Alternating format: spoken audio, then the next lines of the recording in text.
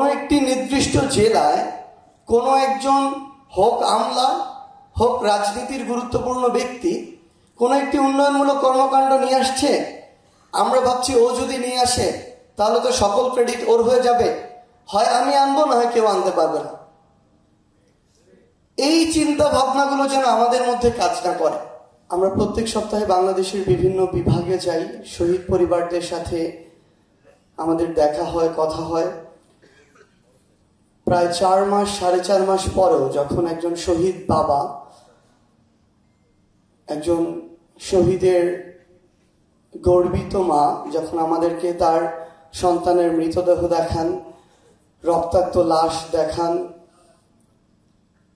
মাথা থেকে আলাদা হয়ে যাওয়া মস্তিষ্ক দেখান, বিদ্ধ হওয়া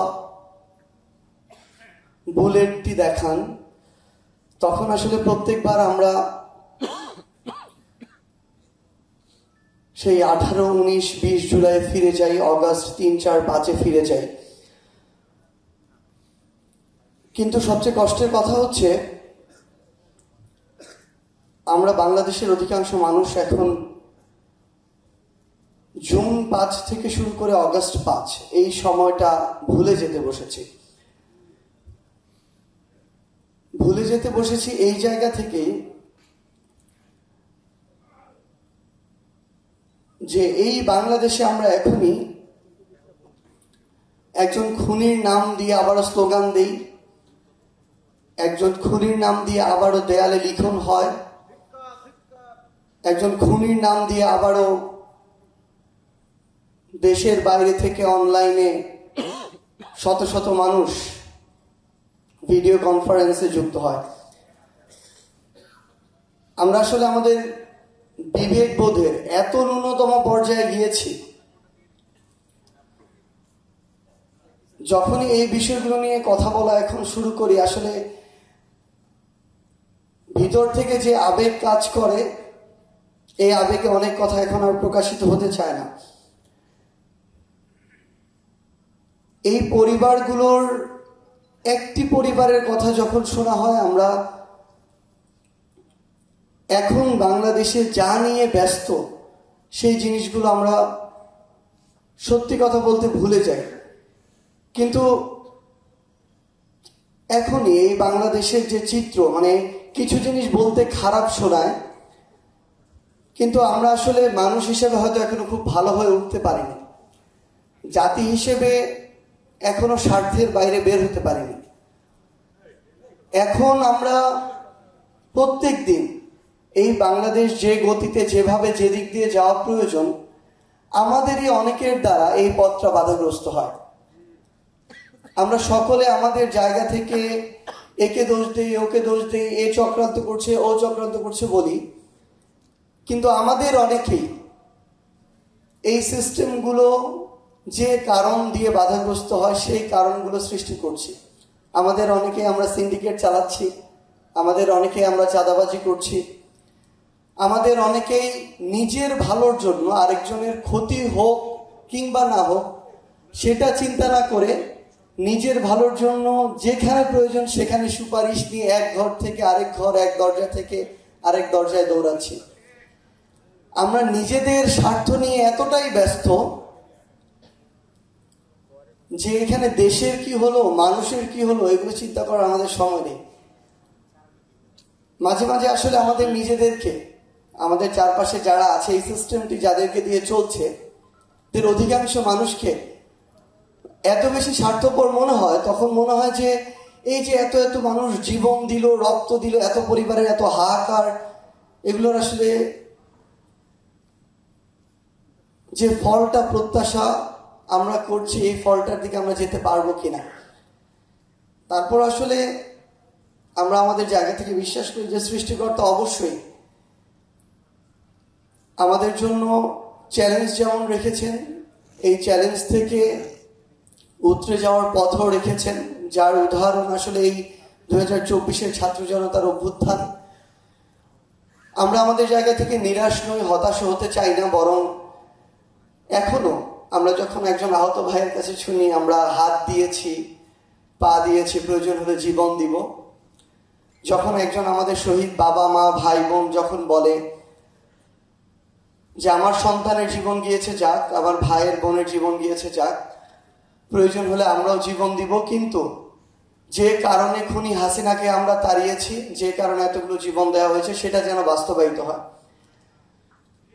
তখন আসলে আমাদের সাহস শক্তি সবকিছুই একটা অন্য মাত্রায় যায়। আমরা শুধু আপনাদেরকে আমাদের জায়গা থেকে এটুকু কথা দিতে পারি এবং অনুরোধ করতে পারি, আমাদের ব্যক্তিগত জায়গা থেকে যেন আমরা সৎ থাকি, ন্যায়ের সাথে থাকি, নিজের যতটুকু করা উচিত ততটুকু করি, অন্যের হক না নষ্ট করি। এই কাজগুলো যদি শুধু আমরা ব্যক্তিগত জায়গা থেকে করতে পারি, যেই বাংলাদেশের স্বপ্ন আমরা দেখছি, খুব দ্রুত সেই স্বপ্ন পূরণ করা সম্ভব। আর আপনাদেরকে শুধু একটা জিনিস বলতে চাই, চাঁপাইনবাবগঞ্জের হিসেবে আমরা উত্তরের জনপদের, আমরা বলি যে 2 বিভাগের 16টি জেলা রয়েছে। আমাদের আসলে গুরুত্বপূর্ণ জায়গাগুলোতে বিগত 16 বছরে তো আমরা শোষিত হয়েছি। যেই জায়গায় আমাদের যাওয়ার আমাদের মিনিমাম আমরা ডিজার্ভ করতাম, আমরা সেই জায়গায় যেতে পারিনি।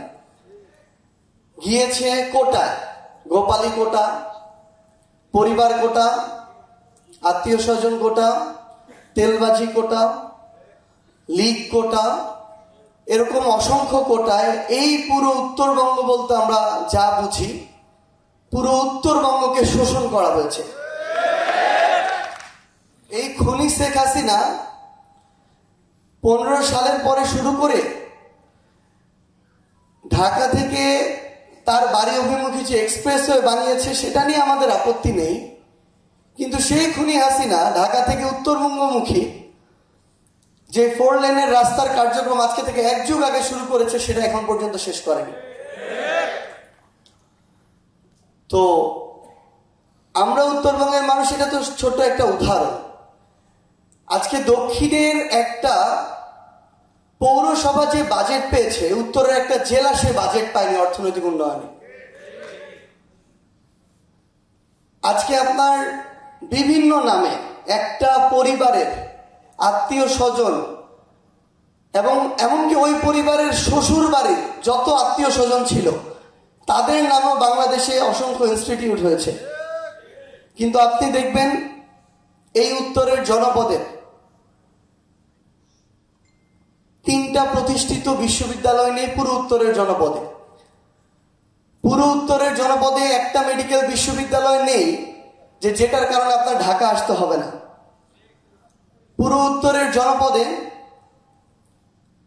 এখন পর্যন্ত এরকম একটা ইকোনমিক জোন করা হয়নি, যে জোনগুলো আসলে ওই নির্দিষ্ট একটা জেলাকে কেন্দ্র করে হয়েছে। তো আমরা তো শোষিত হয়েছি।